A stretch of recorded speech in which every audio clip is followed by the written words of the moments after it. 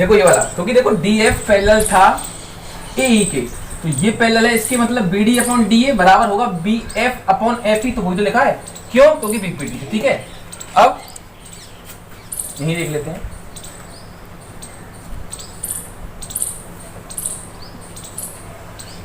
Equation first and second से ध्यान से घूरो ध्यान से देखो, कॉन्सेंट्रेट करो।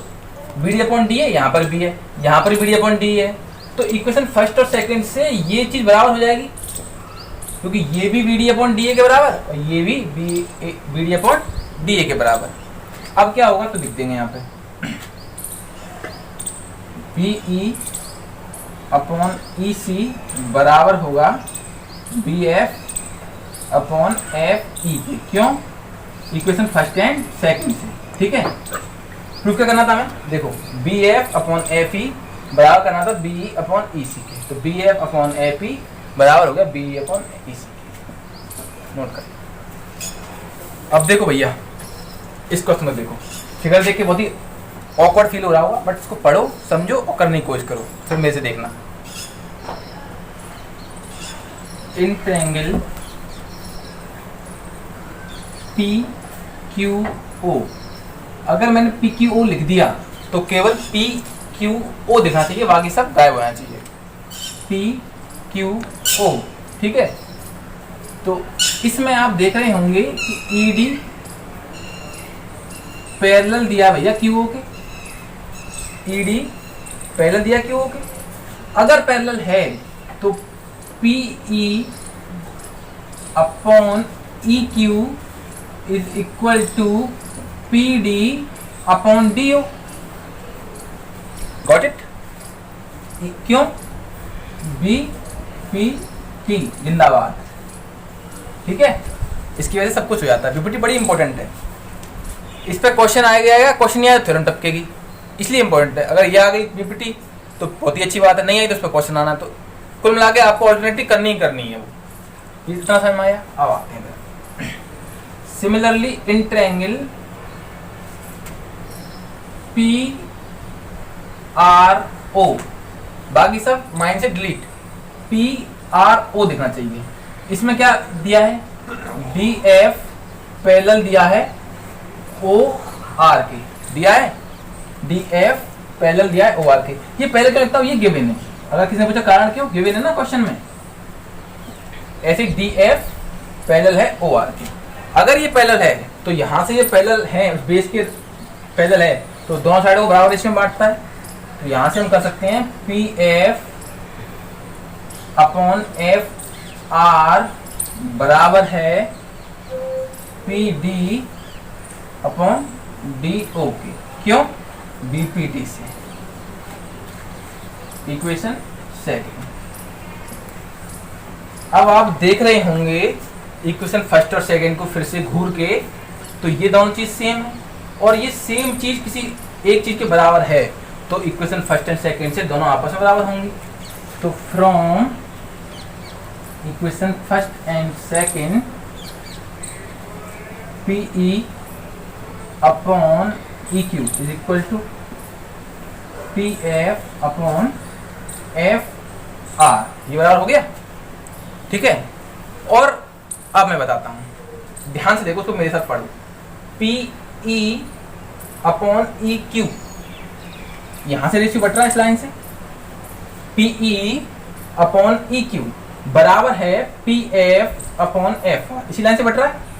तो जब भी किसी बेस यानी क्यू आर के, ये बेस के साथ है, और ये लाइन ई एफ इस पी ई पी क्यू को पी ई और ई क्यू के रेशियो में बांट रही है, मतलब पी क्यू को जिस रेशियो में बांट रही है और उतने ही रेशियो में इस पी आर को ये ई एफ बांट रही है।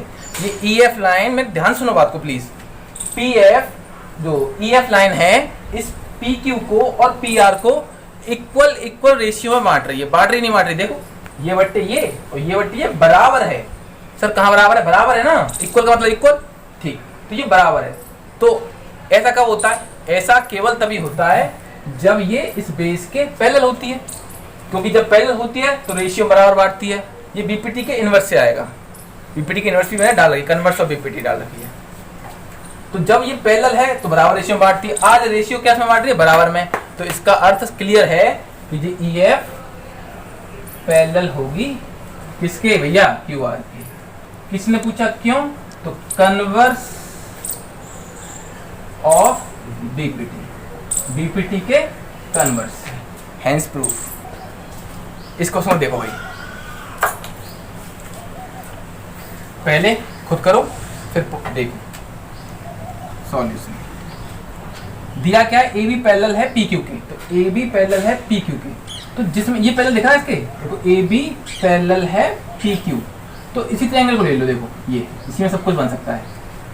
तो इन ट्रायंगल दिमाग में आता है ना कौन सा ट्रायंगल लें, जो पैरेलल साइड दी है उसको पूरा ले लो, बेस बनना वही बड़ा वाला, ऐसे करके ले लेते हैं, बस आसान है।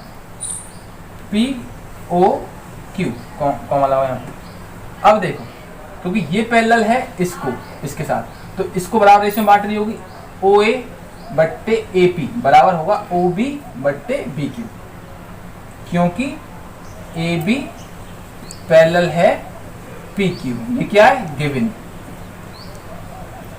इसीलिए